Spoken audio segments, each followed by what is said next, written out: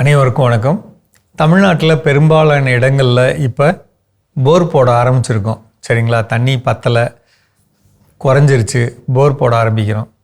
அதுக்கு முன்னாடி ஒரு சில விஷயங்களை, அதாவது நம்மகிட்ட ஏற்கனவே போர் இருந்து தண்ணி பத்தலை, அதனால் போர் போட போகிறேன் அப்படின்னு உங்களுக்கு தோணுச்சுன்னா,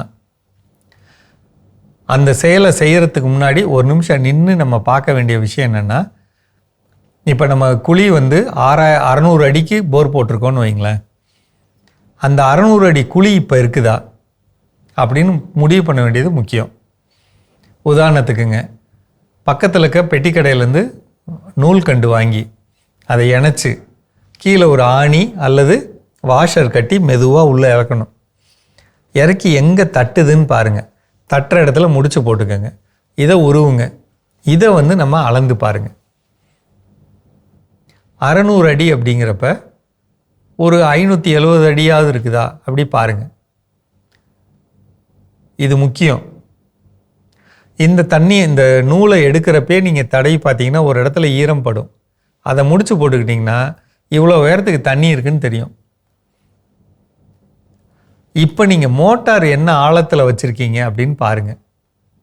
பொதுவாக போரோட குழிக்கும் அந்த மண் இருக்கக்கூடிய, இப்போ 570 மண் இருக்குது அப்படின்னா அதுலேருந்து 30 அடி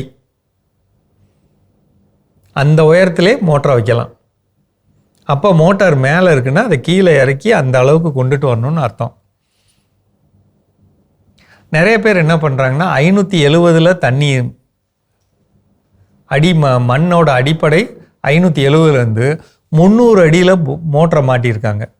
அப்போ தண்ணி வரலன்னு பதறாங்க. 30 அடி விட்டு மோட்டரை இறக்குங்க.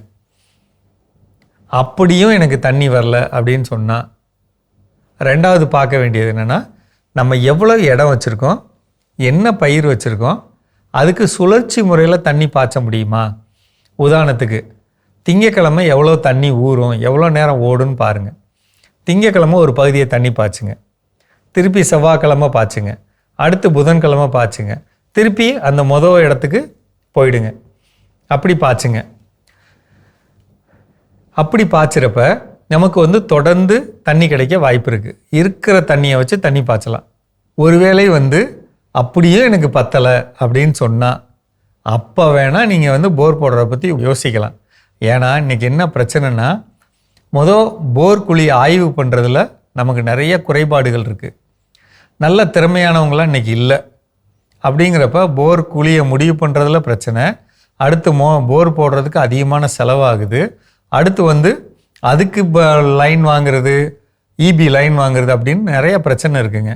அப்போ அதை மாற்றினோம்னா அதுலேருந்து நமக்கு வரக்கூடிய பொருட்செலவு குறைஞ்சபட்சம் 3 லட்ச ரூபாலேருந்து 4 லட்ச ரூபா செலவு வந்துடுங்க. அப்போ இதை நம்ம ஆய்வு பண்ணாமல் நம்ம அதை செஞ்சோம்னா தொல்லை வந்துடும்.